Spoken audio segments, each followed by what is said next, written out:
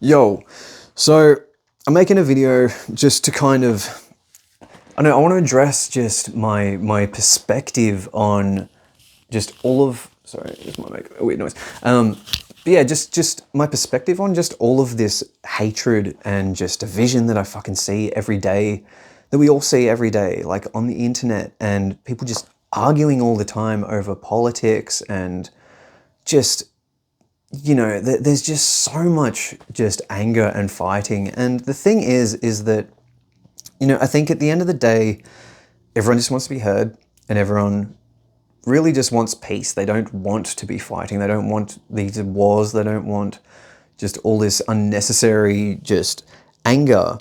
But the thing that no one seems to realize is that to find peace, you need to advocate for peace.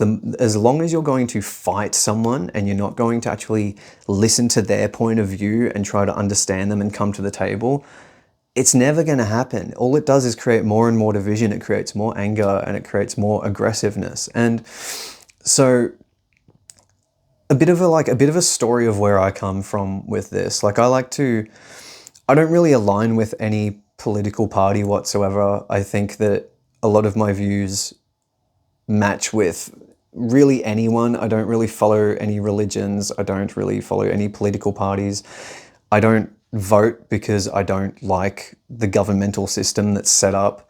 And, a bit of a story of how I got here is that I feel most people kind of either go kind of left or right to a certain degree. And when I was younger, I grew up on 4chan, I grew up on the internet, watching YouTube videos, posting memes, shit posting, all that kind of stuff. And due to being involved with that side of the internet for so long, I ended up super, super right on the political compass, like very, very far right, to the point where, I was even running far right, Facebook pages that had like significant reach. And a lot of the theme of these pages was just talking, obviously expressing my views on the disdain I felt toward a lot of the laws that were being passed or a lot of the politics that I saw. But most of it was about arguing and bullying people. It was finding people who we disagreed with and putting them up on display and arguing with them on a public forum and fucking ratioing them and all that kind of stuff. And I'll admit, it was a lot of fun. You get a massive dopamine hit. You're meeting people online who agree with you and support your views and the disgust you feel and the anger that you feel. But as I grew older and I began to, I guess, lean into spiritual practices and develop into and I started to question who I wanted to be and design kind of like the man that I wanted to turn into. It became more and more difficult for me to rationalize my behaviors online in comparison to who I was. And it was a lot of times where I'd meet people and I would, kind of act the way that I would online, and people would be like, that's a bit fucking not too cool of you to do, kind of thing. And I'm like, oh no, I'm actually really spiritual and fucking believe all these things. And, just to kind of rationalized my behavior in a way that wasn't really the best.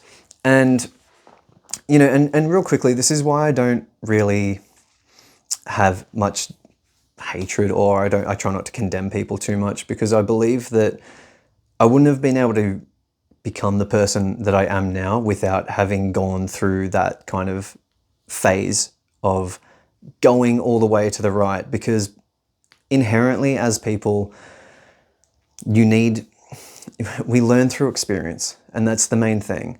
So you can tell people that their beliefs are wrong. You can tell people that what they're doing is incorrect or what they're doing is unhealthy, but they actually have to either suffer the consequences or come to the conclusion for themselves to realize that. And this is why I don't really condemn anyone on either side of the political spectrum. I do have my opinions of whether what they're doing is constructive in their own life and the lives around them. But aside from that, I believe in just trying to set a good example and hoping that people see what you do and confront themselves about how that makes them feel, and hopefully maybe that leads them to want to better themselves in some capacity. But as I said, I was super right-wing, and I really struggled to rationalize my behaviors in relation to the beliefs that I really had. And the thing that kind of changed everything for me is I just had this moment where I realized that it's all just a fucking game. It's all a game that we're all just playing. There are political parties, and it's either yes or no, or left or right. And the truth is that anyone who I was arguing with on the internet, saying that, like, you're an idiot, the things that you believe are just fucking ridiculous and all this kind of stuff, the matter of the fact was that I had just as much chance of converting their views of how they want to live as they did of mine, and that wasn't going to happen. And I realized that, you know, the entire political spectrum is literally just a mirror of one another. It's I have these beliefs and you have these beliefs, and therefore we're going to argue about it because it's a one-party system who favors one over the other. And after kind of realizing that, it allowed me to just kind of zoom out a bit and realize that I don't really actually agree with anything that's going on. I don't actually like the political party. I don't like the way that things are run. I don't actually like society as a whole, or capitalism, or the taxes, or the way that anything is run. And so I stopped partaking in it. I stopped partaking in political conversations. I stopped partaking in arguments. I just decided to focus on myself and do the things that I do believe in, which is, you know, being healthy. I stopped watching the news. I stopped looking at social media. I stopped doom scrolling and paying attention to arguments. I was like, why would I argue with people or even partake in this when instead I can, you know, go and meditate for a bit, or take my dogs for a walk, or go to the gym, or eat healthy, or go and create, or just do anything that's constructive that makes me feel good. And I think it honestly comes down to, there's many things, there's many reasons. I think people are very susceptible to the things that they're told. You know, personally, I am very, very against the pharmaceutical industry. I don't believe that sickness is something that we just catch and get sick and we need to take these medications and all this kind of bullshit and go to a doctor to tell you that you have to do this. I believe that we are designed to be perfectly healthy beings, given that we pay attention to the signs that our body is giving us. But it's also a case of designing your life in a way where you can actually support such a thing. But, you know, it's just, I just want to encourage people to just, rather than fire off and attack one another and just be argumentative, take a step back and actually look at the thing that's creating that tension in the first place, and look at it from a perspective of how it affects both parties in a negative way that causes them to argue in that kind of sense. And the best example that I can possibly give of this was that stupid fucking would you rather be in the woods with a man or a bear argument. Like, that was the most fucking stupid thing I've ever heard in my entire fucking life. Like, what a ridiculous, like, thing to bring up. And the fact that everyone took it so seriously. Like, people got into arguments. I'm sure people fucking broke up over that fucking bullshit, right? It just such a ridiculous argument. And I refused to even engage in that conversation whatsoever, like, at all, because what it did is it took 50% of the population and it put it against 50% of the population, and it just caused more and more division. I don't think there was a single person who had a constructive, healthy conversation about that where everyone fucking agreed. And the reason for that is because what you've done is you go, okay, would you rather be in the woods with a man or a bear?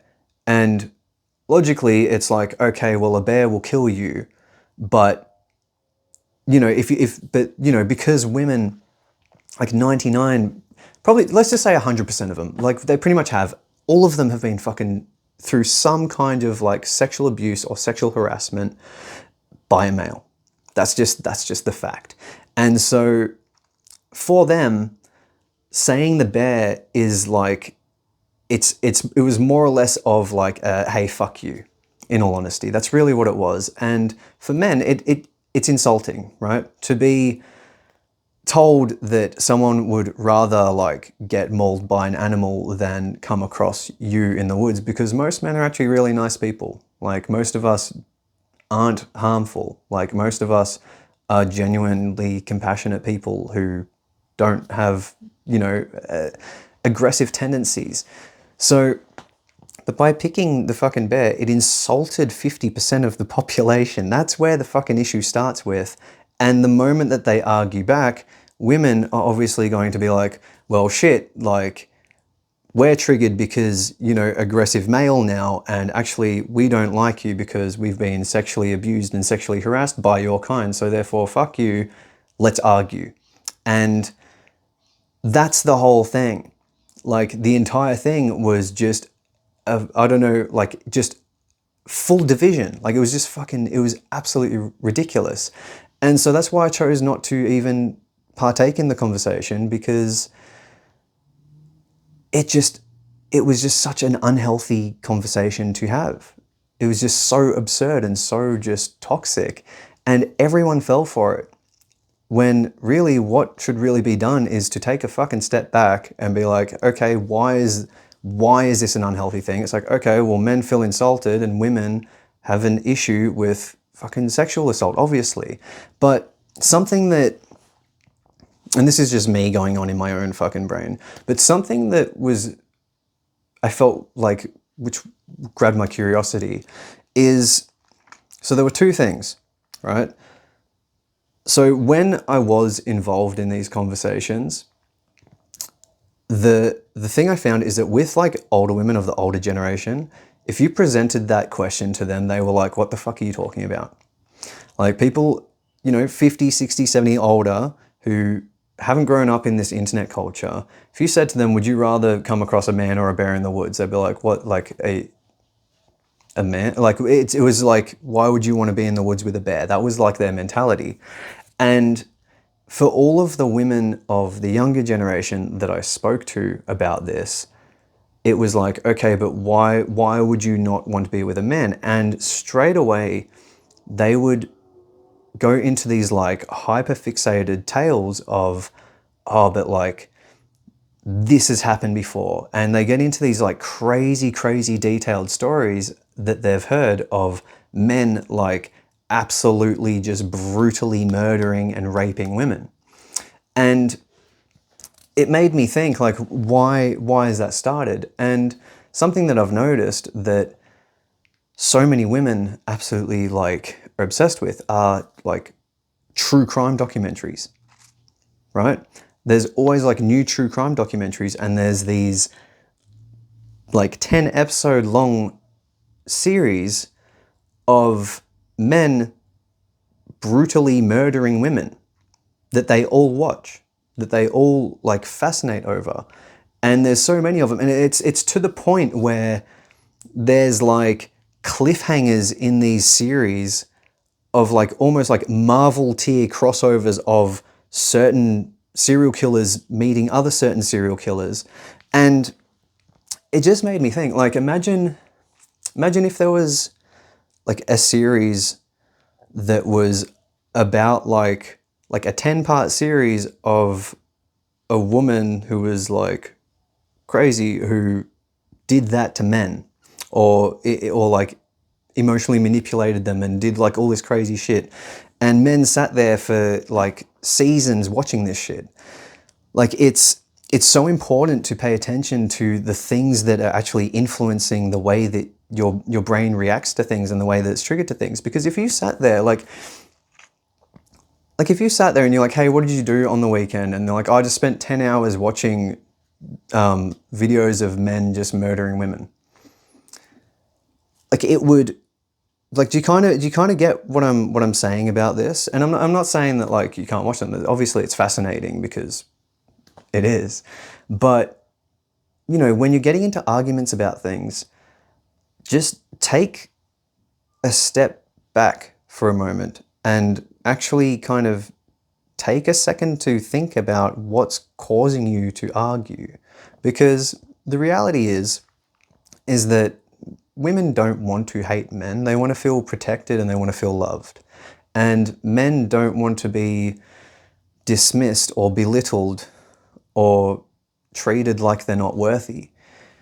And I think there's just so much going on that's just constantly reaffirming these negative things. And it's like there's just this massive fucking game that's being played of people being turned against one another, whether it be through politics, whether it be through religion, whether it be through, like terrorist attacks against different races in different countries and all this kind of stuff. Like it's so involved. And the thing is that if there is so much bad shit going on in the world, like there always is. There's always like so much just ridiculous shit going on, and if it's not one thing, it will be another. And it really does come down to what you choose to focus your attention on.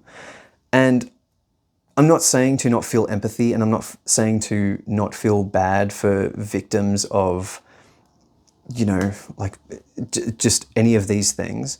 But just be aware that there is always something being presented to you to put your focus upon by someone rather than something else. And it's up to you what you want to focus upon. And even like, just as an experiment, try this out, right? So in Australia, we have the Channel 7 News, right? I unplugged my TV years ago when all the lockdowns were happening because, again, I just chose that I didn't want to be affected by it. Everyone was going crazy. Everyone was wearing masks. Everyone's freaking out about COVID and the vaccines, and like people are walking around shopping centers with like sticks 1.5 meters wide and fighting one another and like stealing toilet paper. And it was fucking madness, man. And we're all being threatened with losing our jobs, and it's just like the world collapsing. And I remember I was at home and I was stressed the fuck out because we all were. And I just fucking turned off the TV. I turned off all the bullshit. And I used to have this house, and I used to have this heritage oak tree in the backyard. And it was the nicest tree ever. And I used to just sit outside and hang out under it. And while everyone was just in this chaotic mess that was going on, I remember like just going outside and sitting under this tree and just meditating for a bit just to kind of calm myself. And I looked around and the birds were still singing. Like, it was a beautiful day. The sun was still shining. Like, the leaves were falling off the tree. And everything was so beautiful. And it was just like, fuck, man, like, the rest of the world doesn't know what's going on. Like, the birds don't know of this pandemic. Like, the nature doesn't know of it. It's just people.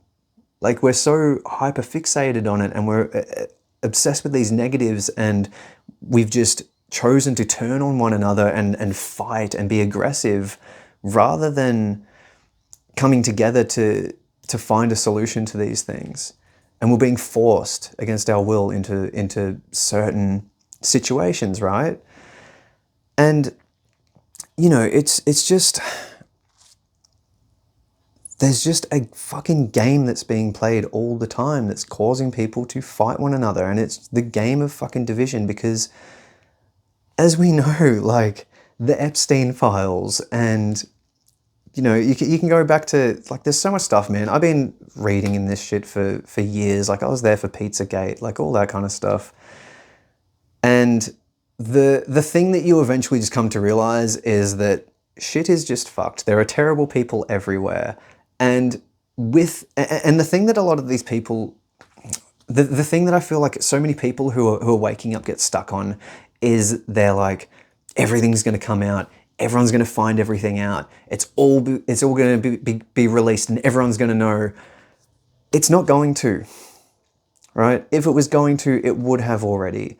And thing is a lot of people talk about the ascension. I fully believe in the ascension, an expansion of consciousness that's going to help us elevate to that next level of human evolution, so to speak.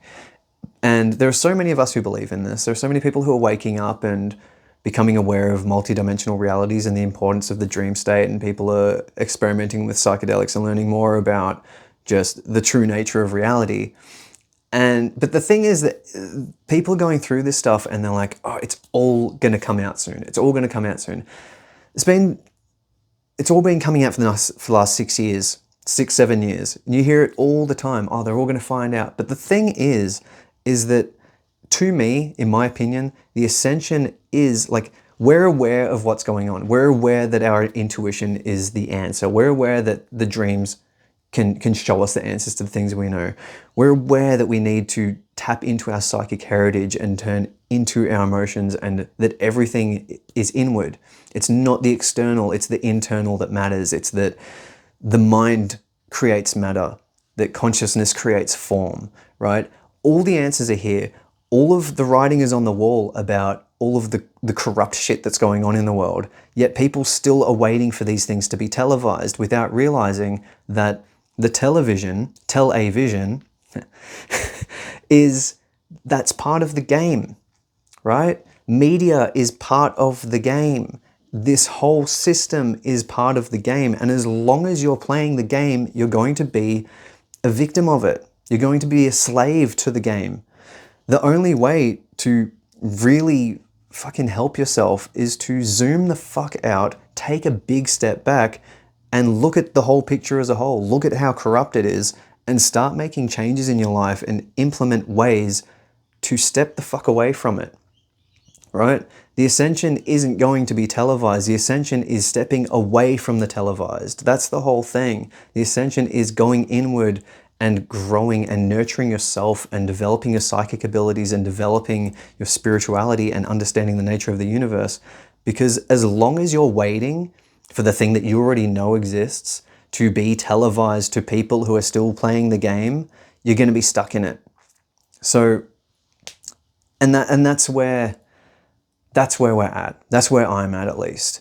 I'm at the point where I no longer wish to focus on it. I wish to focus on the things that matter to me, which is being creative, which is helping people, which is living a really healthy life, and not just virtue signaling and telling people what they should do, but actually exploring my own philosophies and then getting data from the things that I've learned and to share that with people.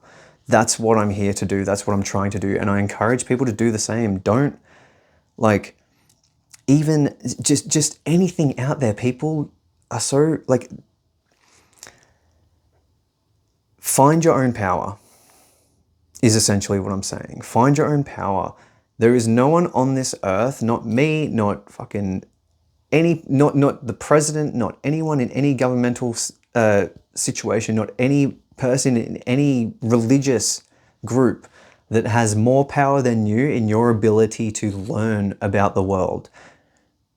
We are all incarnate. We all incarnate here to experience the human condition, and we all have the same ability to tap into our source and our all that is, and our source consciousness. We're all capable of doing this. There's no one person who is more powerful than you or more able than you. It comes down to a case of developing your psychic muscles and learning it for yourself. And the more you do this, and the more you tap in, and the more you do the work to learn about your traumas, to get rid of those limiting beliefs that you hold so dear, and to come to the realization of the amount of just brainwashing and indoctrination that's involved in living in a Western society, that's how you free yourself. That's how you ascend, so to speak, is you just remove yourself from the fucking game that is being played and do everything that you can to start creating your own life in the way that you want to live. There's a really good phrase, I can't remember where I heard it, but essentially what it is it says, rather than trying to convince people to come over to your side, make your side so enjoyable that people can't help but pay attention and want to come over on their own. And that's what you need to do. You need to nurture your own environment, nurture your own garden, nurture yourself so that people can't help but pay attention to you. Make waves big enough that people can't help but realize that you want them to see you and just be like, fuck, like, why aren't I that happy? And the way to do that is to take care of yourself. It's to stop playing the game. It's to stop paying attention. It's stop being fucking sucked into the bullshit and arguing with people. It's about finding new ways to develop yourself and have empathy so that you can connect with people and grow as a community rather than argue and try and force other people to believe the things that you believe. This video took me about 15 shots to get right, I'll be honest with you, but I'm glad we finally got here. Anyway, bit of word vomit here and there, but thank you for watching, I appreciate it. I'm trying to upload more consistently now that I have some things happening. Try and get some more podcast episodes out soon, but if you made it this far, thank you for watching, I really appreciate it. I hope that I got to the point, or at least seemed like I got to the point of what I was saying I'd get to. But yeah, thanks for watching, appreciate it, and I'll catch you soon.